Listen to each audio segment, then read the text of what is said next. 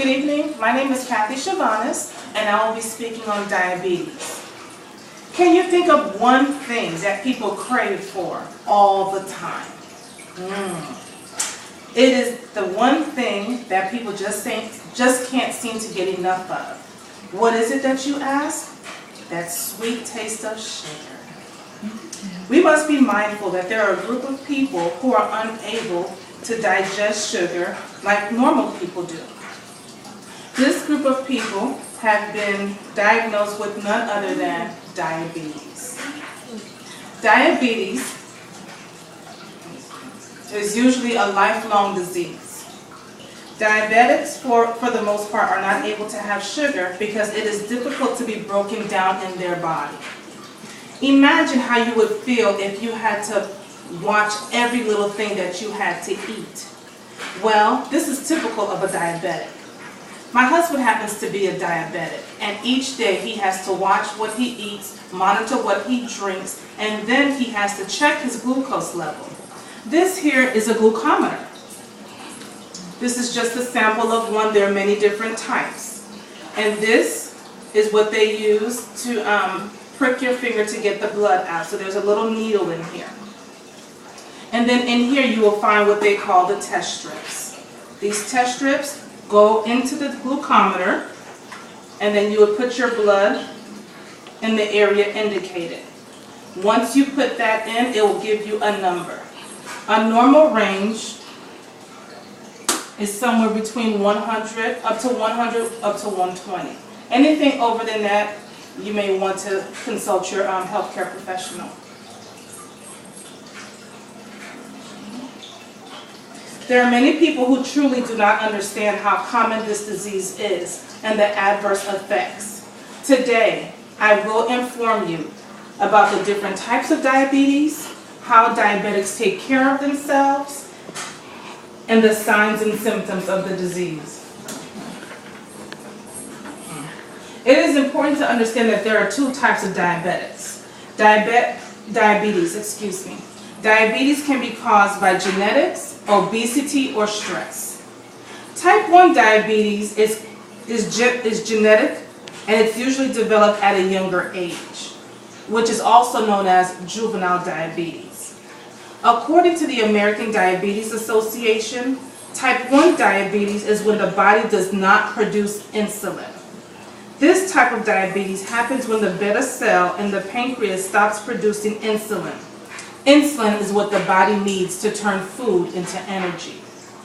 Type 2 diabetes, also called adult onset diabetes or non-insulin dependent diabetes according to Wikipedia. Type 2 diabetes is the most common type of diabetes. People of any age can develop the disease type. In type 2 diabetes, the pancreas loses the ability to produce enough insulin for the amount of food that an individual eats. What are the differences between the two? Type 1 diabetes can develop very quickly, and daily injections of insulin are required. With type 2 diabetes, it develops slowly over time, and many people do not realize that they have it until they begin displaying symptoms. It is imperative that you understand that a diabetic must care for him or herself in a particular way. According to Lee Jack, Clark, Nathaniel, and Cephalou William, in their article, Medical Management of Diabetes Mellitus, written in 2000, a diabetic regimen should consist of the following. Number one, let's talk about diet. A diabetic's diet should consist of fruit, vegetables, and a minimal amount of starch. Starch, for example, may be rice, potatoes. You should limit your intake on these types of foods, as it will raise your glucose level because they are what you call complex sugars. Diabetics should also drink a lot of water. 2, exercise. Diabetics should and must always exercise at least 30 minutes in the morning and possibly 30 minutes at night. This will help control your glucose level. Exercise routines can consist of cardio or low-impact aerobics. Adherence to prescribed medicine is also important. In type 1 diabetes, the medicine is normally insulin given through an injection. In type 2 diabetes, the medicine can be of a pill. In both types, glucose levels must be checked prior to eating, after eating, and in the morning at fasting. Without proper diet and exercise, a diabetic runs the risk of suffering from wounds that are very difficult to heal.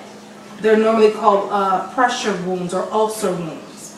And if they continue to go without being healed, you can run the risk of having your kidneys go into failure, you can have an amputated leg, or you can even suffer from blindness. And then a host of other deformities, according to Whitney and Ross in their 13th edition of Understanding Nutrition, written in 2013. Let us now take a quick look at some of the signs and symptoms associated with diabetes. First thing is constant thirst. You want to be mindful. If you're drinking half a gallon to a gallon of water per day and you're still thirsty, and you're having frequent urination, you may want to consult your physical doctor, because that may mean that you're beginning to display some of the symptoms of a diabetic. If you're feeling hungry all the time and feeling extremely tired, those are also signs that you need to be mindful of. Weight loss without trying is a big sign of a diabetic. You want to be mindful because some people who try can't lose the weight. But if you're not trying and you're drinking all this water and you're not exercising and you're losing extreme amounts of weight at a going rate, then you want to check with your medical physician. Also, wounds that heal slowly. For a normal person, you know, if you get a little scab on your finger, it heals 2 to 3 days. You begin seeing the healing process, new skin forms, but for a diabetic, that is not the case. So you also want to consult your healthcare physician. Dry, itchy skin, numbness, or tingling down the body are also signs of a diabetic. If you or someone you know suffers from any of these symptoms, I urge you to consult your medical doctor for immediate treatment. The signs and symptoms will only get worse if you do not treat it. In conclusion, knowing the types of diabetes, the care of a diabetic must take for themselves, and the signs and symptoms of all important things are all important things to learn, whether you are directly or indirectly affected by this disease. I am all too familiar with this topic because not only does my husband have type 2 diabetes, but my mom battled type 1 diabetes from the time she was a little girl. Because of my personal experience, I have vowed to ensure that I will not become a diabetic. And so I ensure that my nutrition and I do daily exercises to promise myself that I will not become a victim of this deadly disease. Thank you.